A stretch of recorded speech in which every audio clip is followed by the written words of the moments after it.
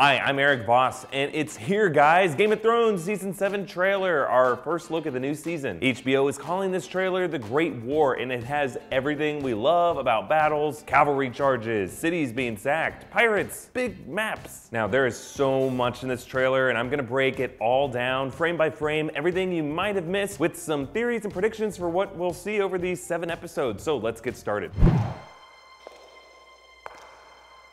Enemies to the east. Enemies to the west. Enemies to the south. Enemies to the north.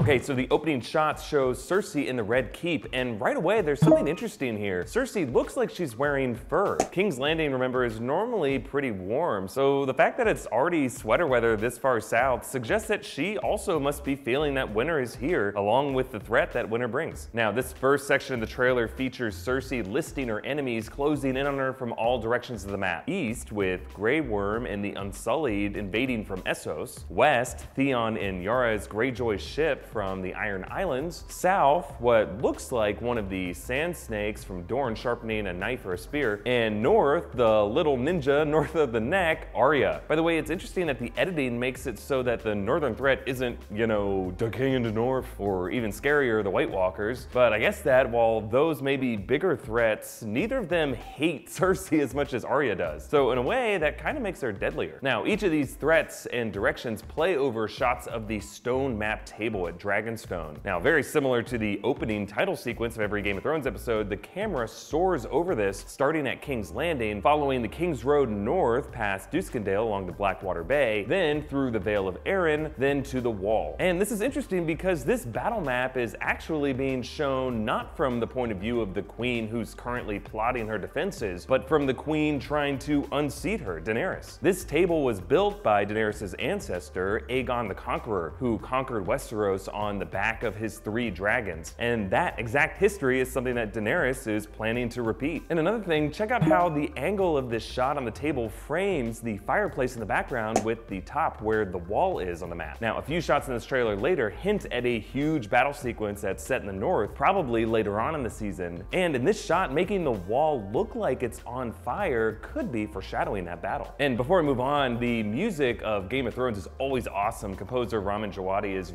really at the top of his game, and in this opening section he uses mostly strings, violins, but also upright double bass. And if you listen carefully with the perfect pitch that we all have, that super low bass note there is a C, which is the lowest possible pitch of any stringed instrument. Like, normally the low note on a bass is tuned to an E, but if you release that string and make it looser, it can extend lower to a C. This up here is called an extension, which allows the bass to go down to a low C. So why does Djawadi do this? Well, for one, this is a super low note, and it definitely produces a sense of dread, which is totally what Cersei is feeling as her enemies close in on her. But also, extending this low E to an even lower rock bottom C suggests that as bad as things are for Cersei right now, it's still possible for things to descend to an even worse place for her and all the characters when this great war really begins. All right, let's move on. Whatever stands in our way, we will defeat it. We're the last Lannisters. The last ones who count.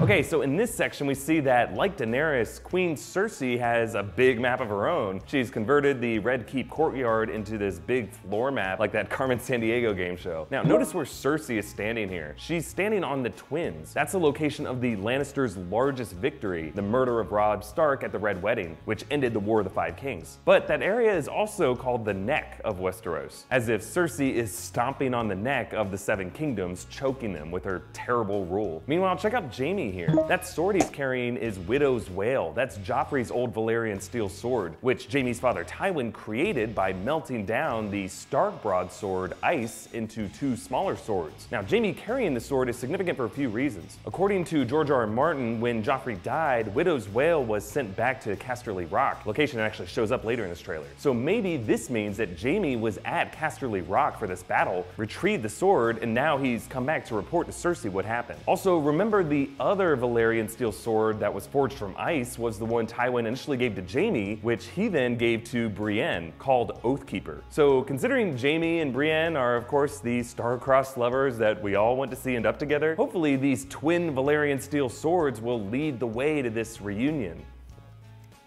Another cool way that this could go is Jamie might use Widow's Wail to make another certain Widow Whale, Cersei. One of the big theories that we brought up in the past is the Queenslayer theory, that Jamie's destiny is to repeat his fateful decision to strike down the Mad King, but this time a Mad Queen. So not only would this affirm the Voluncar prophecy from the books, where the Wood Witch warned Cersei that she would die at the hands of her younger brother, this would be some nice poetic justice here, with Cersei dying from the same Valyrian steel of the Stark family that she screwed over so royally. Next, as the Lannister army marches into battle, which looks awesome by the way, we've never seen their armor look so vivid, we get this shot of Cersei on the Iron Throne, and notice how she's replaced the 7-pointed star with her Lannister lion. Remember, she did away with the state religion by nuking the Sept of Baelor at the end of last season, so it makes sense that she would remove any religious iconography and make things all about her now. Also, who is talking to Cersei in this shot? It looks like some man with short hair. And judging from Cersei's disgusted look here, I'm thinking it could be Euron Greyjoy. And the reason I think that is that Euron's storyline in the show seems to be following the character of his brother Victarion Greyjoy, who's only in the books. And part of that character's journey is to pledge to make an alliance through marriage. And that could be what Euron is doing here with Cersei, maybe offering to get my big cock. Now, whether or not it goes that way, I'm guessing no. Euron would still be the only potential ally that Cersei has left, and his fleet could be the only thing that protects her from the massive navy that Daenerys is bringing her way. Now, when Cersei implies that Tyrion is a Lannister who doesn't count, we cut to Tyrion with the 3 dragons on Dragonstone, and I'm guessing that Cersei underestimating Tyrion is definitely going to blow up in her face somehow. Also, notice how the sounds of the troops marching from the Lannister troops earlier continues through this shot as we move on to Tyrion on Dragonstone. The sound editing suggests that all these characters are in their own way marching to war. All right, let's move on. I was born to rule the 7 kingdoms. And I will.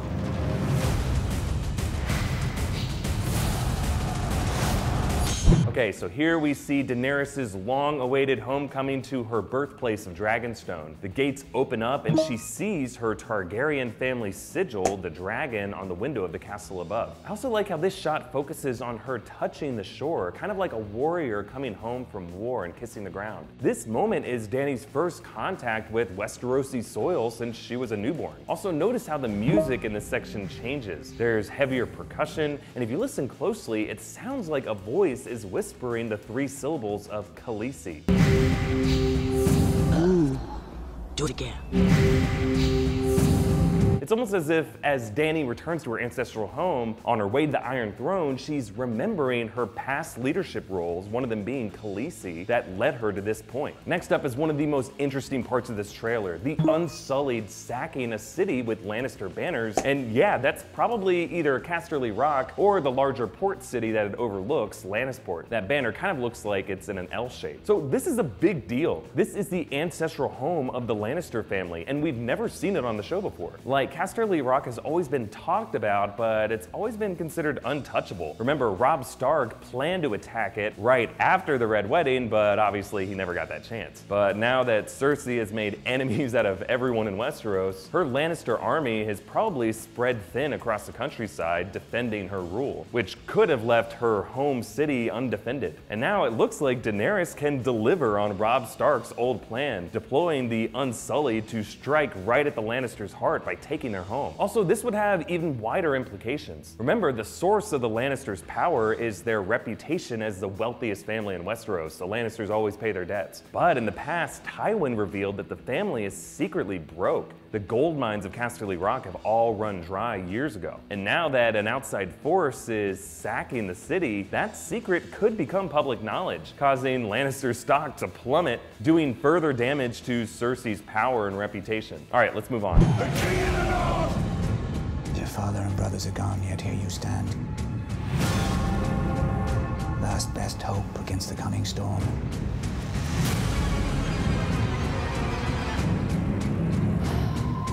If we don't put aside our enmities and band together, we will die. Okay, so this next section takes us to the north, as in The king in the north! And joining Jon in Winterfell, if you look closely, is Brienne, who apparently made it back safely from Riverrun. And in this wide shot of the Hall of Winterfell, you can see Littlefinger on the side, along with Tormund, a wildling sitting among the northern houses. Also, there's one northerner who looks a lot like the pro wrestler Eric Rowan. Like, Clegane still sounds fun, and now we got someone who can tag in. But then we get this moment between Littlefinger and Sansa, and just like he did at the end of last season, Littlefinger is still trying to empower Sansa over Jon. Like, nothing against Sansa, but I would still say Jon is the last best hope against the coming storm. Clearly, Littlefinger is just trying to worm his way into influence by upsetting the power structure in Winterfell. And later in this section, there's a mysterious shot of Littlefinger's dimly lit face, either in the Winterfell crypts or maybe in a dungeon. So it's possible that Littlefinger's meddling could land him in trouble in Winterfell. And then after this icy shot of the northern gates of Castle Black opening up, we cut to fire, a jump cut of ice and fire, if you will, to Theon, surrounded by flames, maybe as a ship burns around him. I have more thoughts on this later. But we also see Melisandre at Dragonstone. Now, it makes sense that she would return to this place after Ser Davos banished her from Winterfell at the end of last season. This is where she first came into the picture, making sacrifices on the beach of the Red God and birthing brother-killing smoke babies. But look closely at who she's gazing down at, walking along the narrow pathway. That looks like Tyrion down there, along with a figure wearing a big cloak, and I'm guessing that's Jon. There's been a ton of leaked set photos that have hinted that Jon will appear at Dragonstone, so this could be confirming that. But also, based on this plea for unity that we hear from Ser Davos, it sounds like they're both on a diplomatic mission to Daenerys, trying to get her to join forces with them to take on the White Walkers. Remember, Dragonstone is also rumored to contain large quantities of dragonglass, one of the few known weaknesses of the White Walkers, so that could be part of their mission as well. But my prediction is that this whole meeting will be set up by Melisandre, who left things in a pretty bad place with Ser Davos and Jon, and is probably looking for a way to redeem herself. There are also two quick shots here of wildlings, or maybe northerners or rangers dressed up in wildling furs, running and then circling up defensively in a blizzard. If you look closely, one of these guys is holding a warhammer. So yeah, they're probably facing off against White Walkers, suggesting that these shots are either part of an excursion that people are making north of the Wall, or this is part of a big battle scene that's supposed to take place at the Wall, rumored to come later in the season. Okay, let's move on.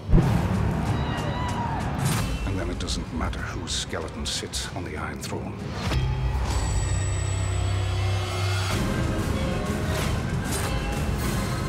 Okay, this section shows us more battle shots with the cavalry charge by the Dothraki Blood Riders. Now notice how they synchronize when they rise and perch on their horses, preparing to leap off at the same time. I'm really excited to see how well choreographed this whole pitch battle is. Now, where is this battlefield exactly? My prediction is that Daenerys is going to divide her forces that we saw with her at the end of season 6. Like, we saw her send the Unsullied to attack Casterly Rock, which is on the west coast of Westeros. And then I think that these Dothraki are invading Westeros from the east in the Crownlands near King's Landing. Meanwhile, I think there's a third branch to Daenerys' forces, her navy, commanded by Yara and Theon, joined by the ships that we saw from the Martells from Dorne and the Tyrells from Highgarden. And I predict this navy is what will face off with the massive fleet of Euron Greyjoy, which is what we're seeing in this fiery ship battle. If you look closely, raiders from one ship are boarding the one that's on fire, and one of these guys is carrying a shield with Euron's sigil. And I think this is the same fiery place that we saw Theon in that earlier shot. It's looking like this battle with his uncle isn't going too well for him. And then check out this line from Ser Davos.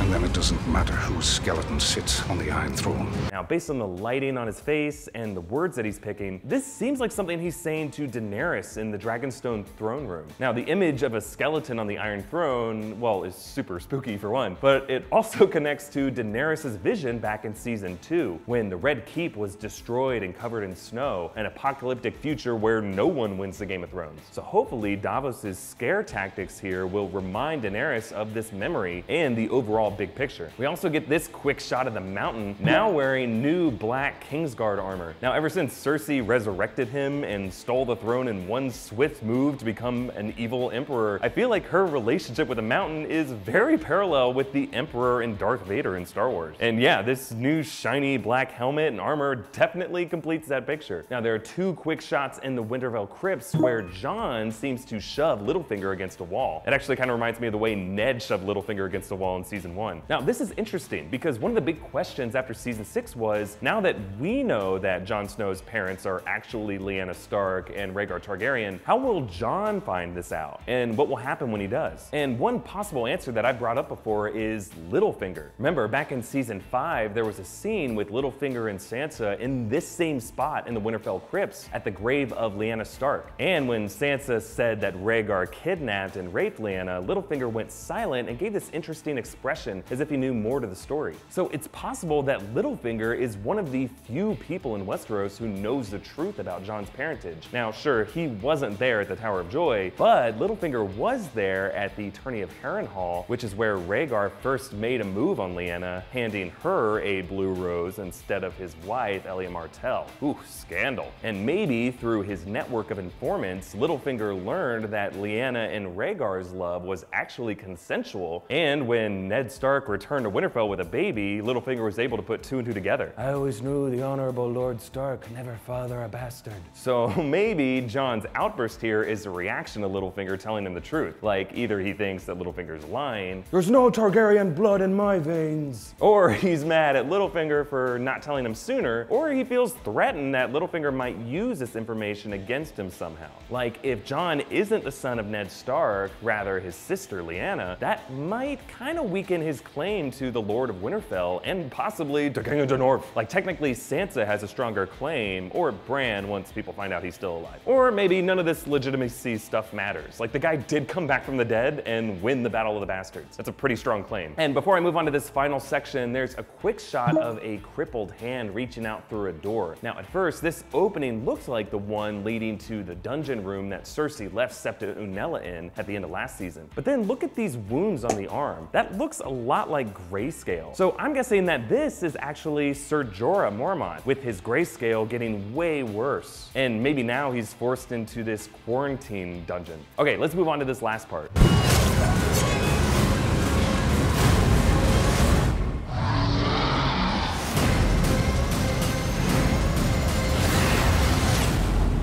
The Great War is here.